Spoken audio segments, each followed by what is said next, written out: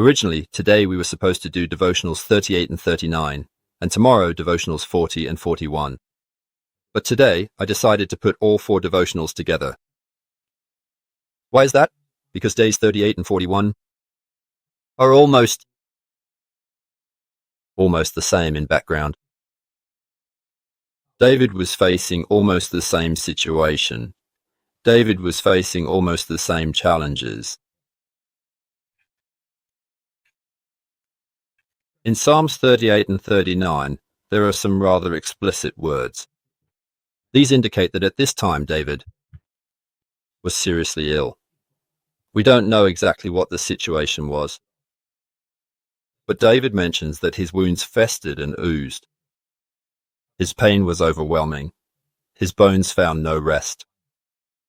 There was nothing sound in his flesh. His enemies mocked him for having a strange disease. He was bound to be bedridden, no quick rise. So overall, we can regard these 2 psalms as David's prayers to the Lord during his illness, as supplications to Jehovah.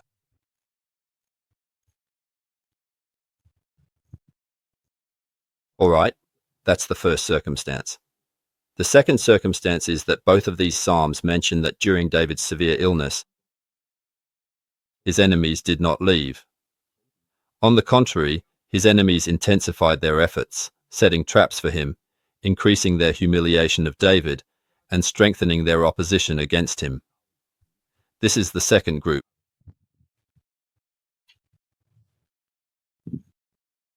All right, these are the 2 psalms. The author is David. There are these 2 common aspects to the circumstances he was in. So, at this particular time, David was facing 2 significant challenges from these 2 important aspects of his situation. The first challenge. At this time, if David were to pray to the Lord, would he only be asking the Lord for healing from his illness? This is an important challenge. Healthy people cannot truly understand what someone feels when they are sick. David's body was completely unwell. His bones found no rest either. He mourned all day long. His whole waist was aflame. This experience was real and tangible, physical pain.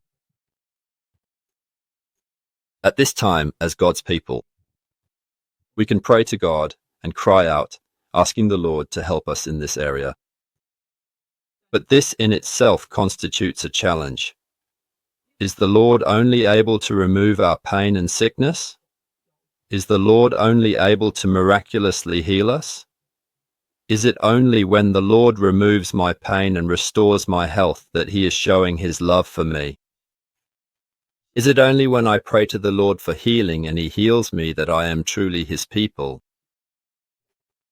So in such a situation, this itself poses a tremendous spiritual challenge to the one praying, to David, the Lord's people who are seriously ill at this time.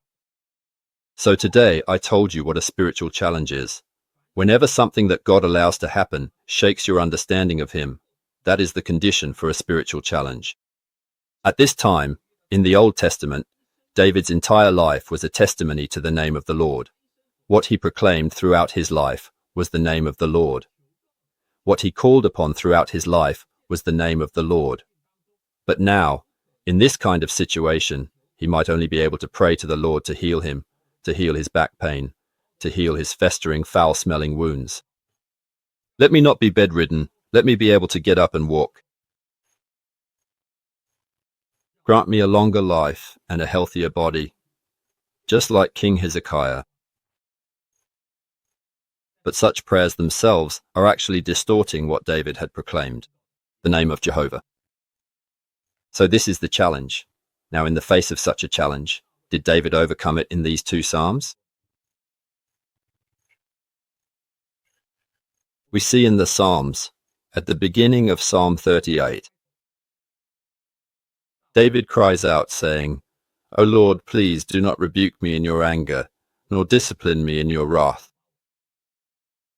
My iniquities have gone over my head. They are a burden too heavy for me to bear."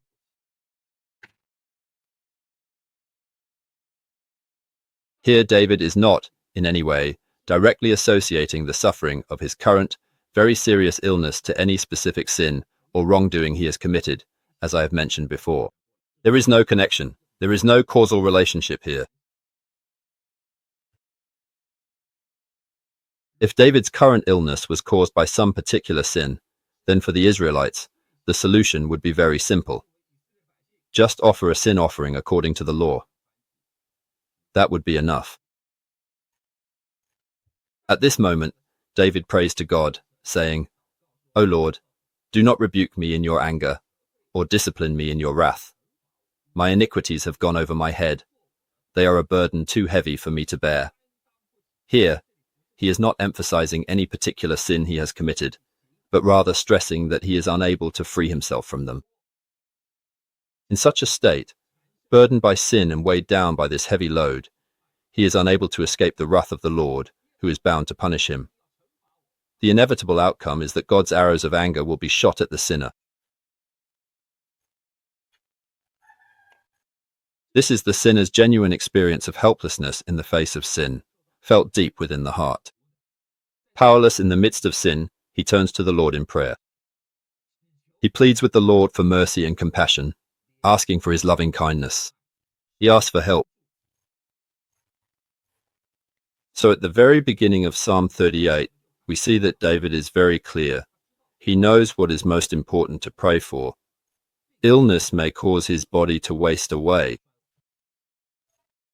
but the Lord's wrath is truly enough to completely destroy and consume every sinner, without exception.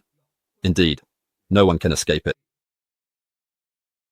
And in this respect, Psalm 41 is the same. Psalm 41. Verse 4. David says, "I said, Lord, have mercy on me, heal me. But I have sinned against you." So it's not just that I should pray for you to heal my illness. What's most important is that you have the grace to forgive sins. This is the righteous name of the Lord that David proclaimed and testified to. The Lord's righteousness exposes the corruption of all sinners before him. The Lord's righteousness reveals the unrighteousness of all sinners before him. The Lord's righteousness shows that all sinners are unable to do what is right before him. Powerlessness. But in this regard, David is very honest.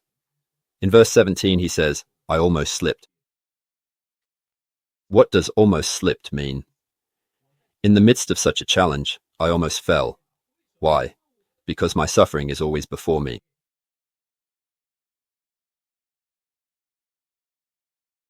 Physical sensations are always quicker than spiritual ones. They are what we experience first. So David says, "I almost slipped." Because of the pain in my flesh, I can feel it day and night, constantly. But at this moment, David still says in verse 18, right after, "I will confess my iniquity, I am troubled by my sin."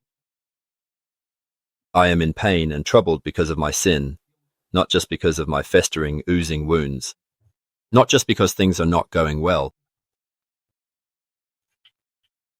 This is the first challenge. This is the first condition brought about by this situation. The second condition. At this time, David is surrounded. Both in these two psalms, David strongly emphasizes that he is surrounded by adversaries. First of all, at this moment, when David's heart is weak and his strength is fading, and even the light in his eyes is gone, his close friends, companions, and relatives all keep their distance and hide from him.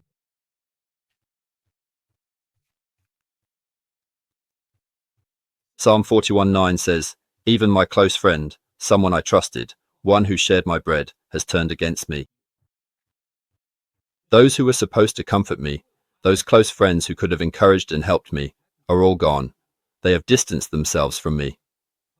But on the other hand, those who seek my life set traps for me, and those who want to harm me speak maliciously. On the other hand, the enemies who seek his life are vigorous and strong. So, what exactly are these enemies trying to attack David for? Are they sending assassins to kill him while he is weak and bedridden? What exactly are these traps? What does it really mean that they are seeking his life? Is David mainly concerned about these enemies sending assassins to kill him while he lies sick in bed? What is the greatest challenge these enemies pose to David?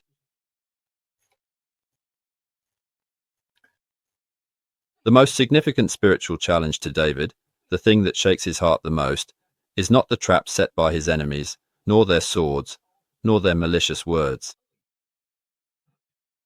Most importantly, these enemies want to prevail before David, to gloat over him. Verse 18, Psalm 20:16, Psalm 38:16. Verse 15. Lord, I wait for you, you are my God. You will answer me. I said, do not let them gloat over me or exalt themselves over me when my foot slips.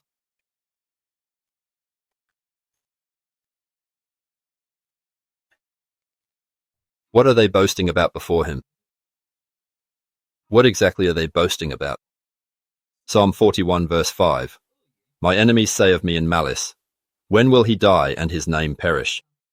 When will he die? And when will the name of this King of Israel perish?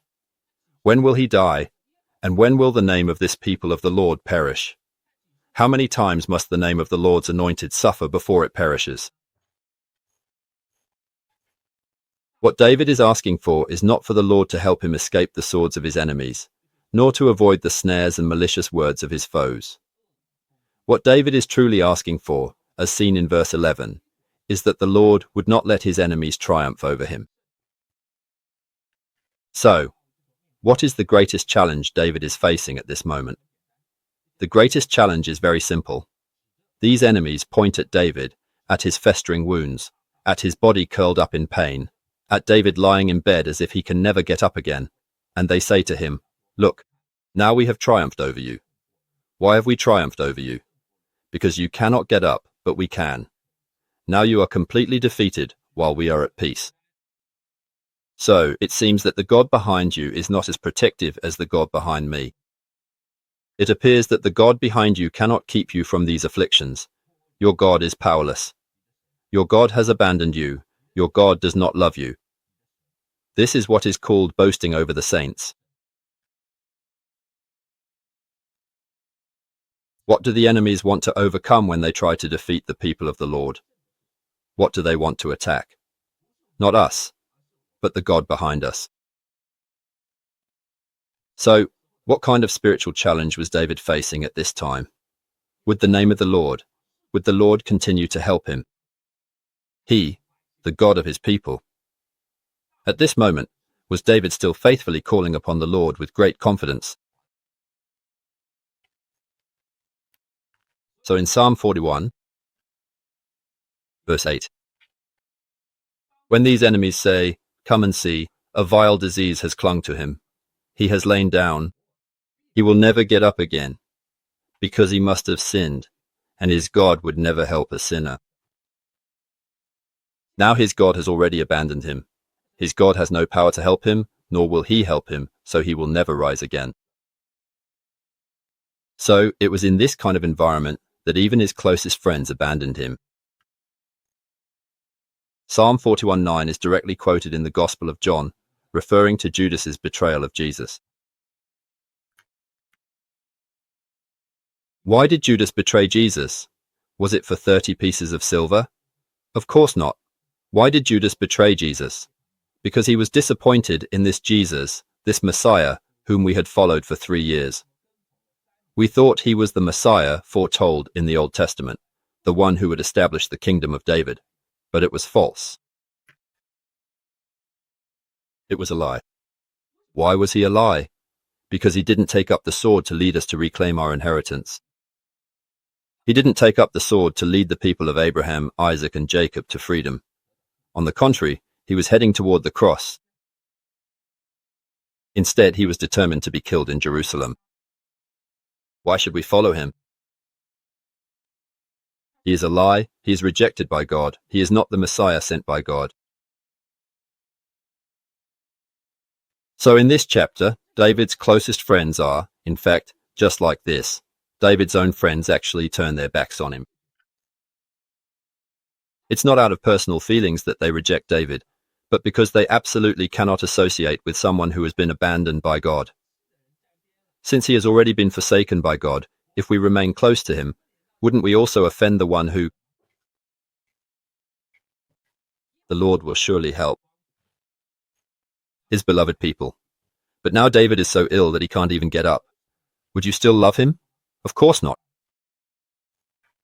Is he still the Lord's anointed? Not anymore. This is a spiritual challenge. This is the second spiritual challenge that David faced. Then David's plea. This is verse 10, where David says, Lord, have mercy on me. Let me live again. Lord, have mercy on me, and let me rise from my sick bed. But this rising up is not just about regaining my health. It's not that I long for health because I don't want to lie here anymore, because lying here is too uncomfortable. I want to get up and recover, not just for my own sake, but so that I can repay them. It's not that I want to get up and take a sword to kill those who speak evil words, but rather, my rising up itself is the act of repaying them.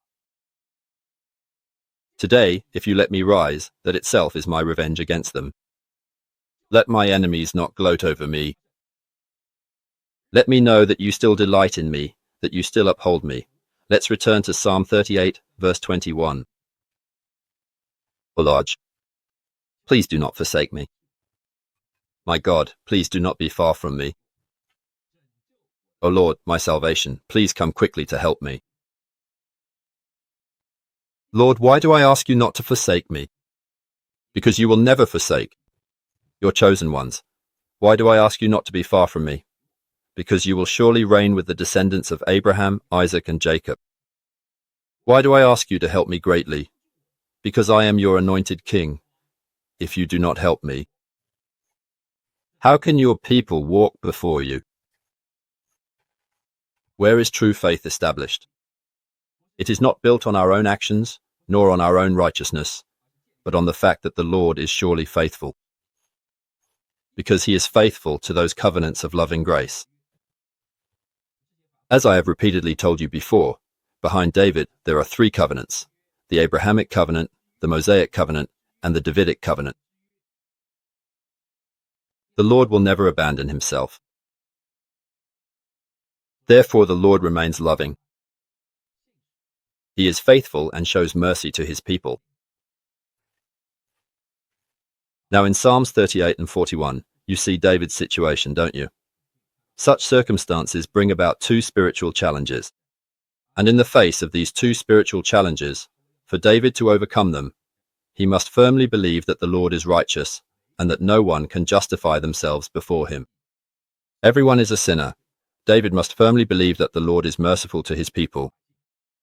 He is the God who helps him, faithful to his covenant. This is the beauty of the Lord.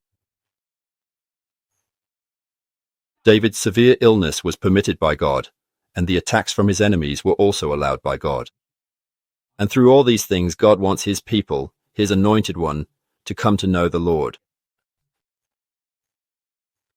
All right, I will later give a summary combining these four psalms. Okay, this is the textual content of these two psalms.